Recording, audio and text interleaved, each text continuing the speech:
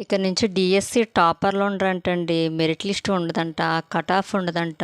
డైరెక్ట్‌గా ఎవరైతే ఎక్కువ స్కోర్ చేసి అర్హులున్నారో వాళ్ళ మొబైల్‌కే డైరెక్ట్‌గా అయితే మెసేజ్ అనేది వస్తుందంటండి. డిఎస్సి కన్వీనర్ గారు, ఈ డిఎస్సికి సంబంధించిన సంబంధిత అధికారులకు నా నమస్కారం అండి.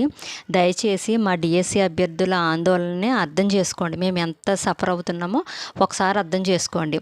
ఎందుకంటే న్యూస్ పేపర్‌లో ఇలా వస్తుందండి. ఇంకా మెరిట్ లిస్ట్ ఉండదు, కట్ ఆఫ్ ఉండదు.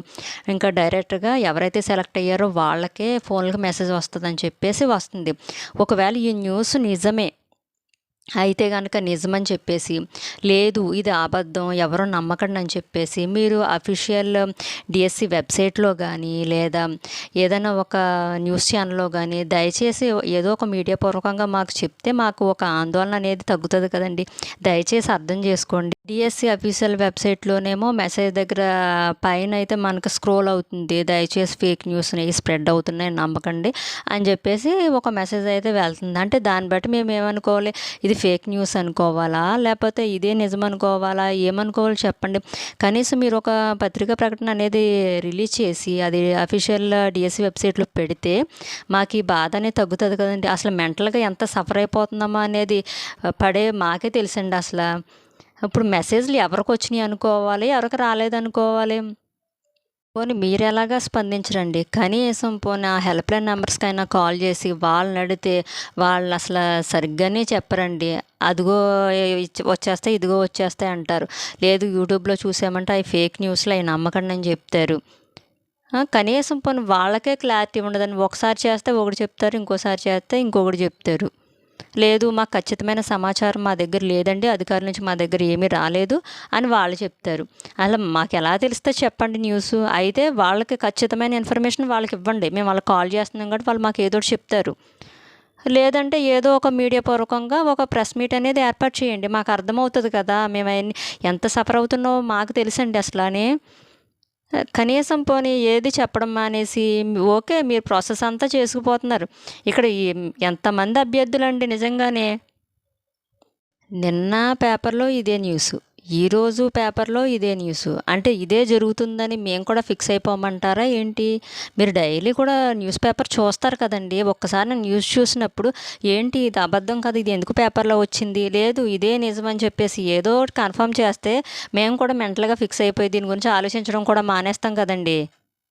మీరేమో 13 జిల్లాలకు సంబంధించిన ఈ సర్టిఫికేట్ వెరిఫికేషన్‌కి సంబంధించిన అధికారులందరినీ పిలిచి వాళ్ళకి ట్రైనింగ్ ఇస్తున్నారు, శిక్షణ ఇస్తున్నారు. ఇవన్నీ కూడా సర్టిఫికేట్ ఎలా వెరిఫికేషన్ చేయాలి ఏంటి మీ ప్రాసెస్ మీరు చేసుకుపోతున్నారు, బాగానే ఉందండి. ఓకే ఇదంతా బాగానే ఉంది. ఫోన్‌లకి మెసేజ్‌లు వస్తాయంటున్నారు, అది బాగానే ఉంది. మరి ఇది ఈ విషయాలన్నిటి కూడా క్లారిటీ ఇచ్చి మీరు మీ ప్రాసెస్ చేసుకుంటే బాగుంటుంది కదండి.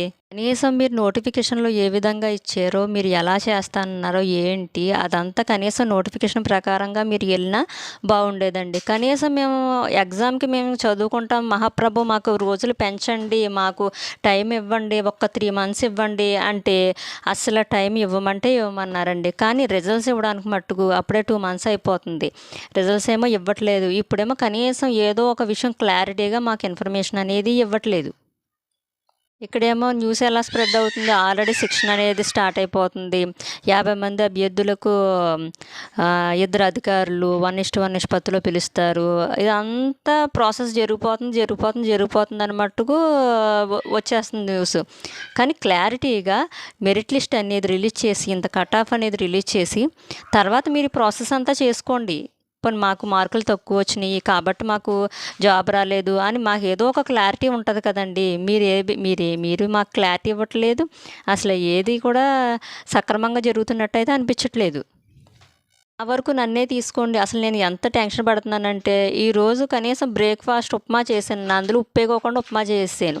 అంటే ఏం ఆలోచిస్తున్నానో నాకే తెలియట్లేదు, అంత నా బుర్ర పాడైపోయింది దీని గురించి ఆలోచించి. జాబ్ రావడం రాకపోవడం వేరే విషయం అండి.